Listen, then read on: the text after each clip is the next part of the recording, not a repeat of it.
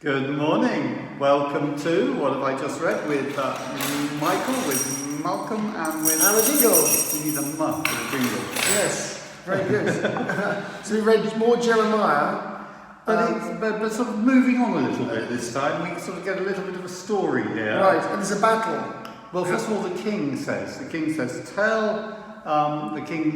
sends people to Jeremiah and says, what does Jeremiah say? Nebuchadnezzar is coming to attack us. So now the Babylonian army is coming towards Right, this is the end. Jerusalem. Yeah. And so the king says, okay, go to Nebuchadnezzar, go to Jeremiah and ask him what we should do. Maybe God will rescue us like he did in the past. Yeah. Right. And Jeremiah says, no.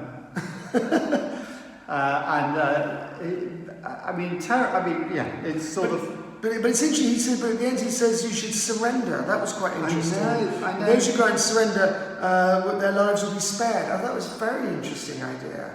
Yeah, I mean, you can imagine it would make him politically very unpopular among a party of hawks there. Yes, but also I was under the impression that basically once you were under siege, it was it. Your fate was sealed. You were going to die if you surrendered. You were all going to be put to the sword. I mean, this seems quite unusual. Yeah, whereas here it does. He is saying, well, no, I think probably. In fact, we know this that when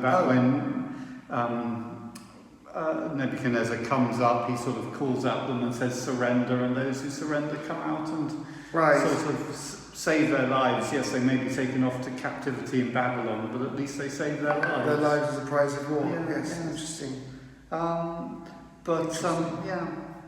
Great. And the next passage is so interesting. This is what we looked at yesterday in church. Wasn't there, unfortunately. But is Lazarus this story told only in John? It is. That's interesting. It's only in John. I hadn't realised there was so much details of the pause that he took 4 days to get there. There was a stench in the cave. But one feels from the earlier readings last week that actually Jesus had deliberately delayed. I think that's what we were saying there, is that he deliberately delays. Twice he says, I'm delaying so that you can see my glory. Right. So that my glory, and there are a number of things that come out of it. First of all, the main thing is they see that Jesus, as I said, Jesus has not just come to add on a bit of extra life to Lazarus. Right. To give him a few more days and for a few more years. As I said yesterday, Jesus has not come to give Lazarus extra years in the land of the dying. Right. He's come to bring him life in the land of the living. Okay. So it's almost that Jesus sort of says that if you receive him, he is the resurrection and life. If we come to him, then we get life. Up to now, we've been living in death.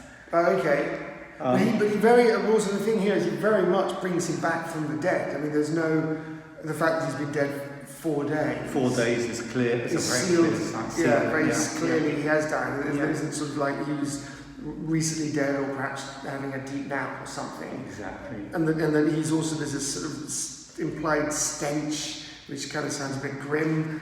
And also this thing about setting him free, take away the stone, he says. And then later on, the last words, unbind him and let him go. Right, that's interesting. And it's always interesting that he also said to Mary, because Mary is always like a little doubtful marriage, he said, did I not tell you that if you believed you would see the glory of God? Because she sort of questions him, doesn't she? She says, well, if you'd been here before. And that's exactly what Martha has said in the first half of this story. Right. Martha says exactly the same words. And it's interesting, Jesus responds to her, and we know about Martha, she's the active one, by telling her, I am the resurrection and the life. He sort of speaks to her. Right. With Mary, the same accusation comes at Jesus. You weren't here. Right. You let us down, and my brother died. This time, though, Mary is much more sort of this emotive, emotional person, or it seems to be, and weeping. And when Jesus saw her weeping, and the Jews who came with her also weeping, he was greatly disturbed in spirit and deeply moved, and he weeps with her. Yeah, that was always very interesting as well. Yeah. He's kind of weeping too. That was interesting. He's very so moved. Yeah. But it's interesting because normally he's always saying your faith has healed you, to like the Roman centurion. He's like, don't bother coming.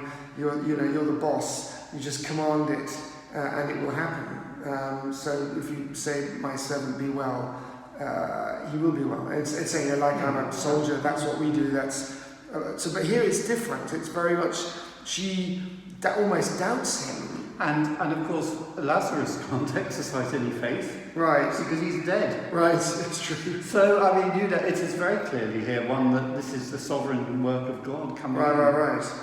Yeah. Interesting. That's a great passage. Lovely. Have Great. a great day. And a great week. I'd hope to see you tomorrow. Yeah. Okay. Bless Bye. you. Bless you. Bye.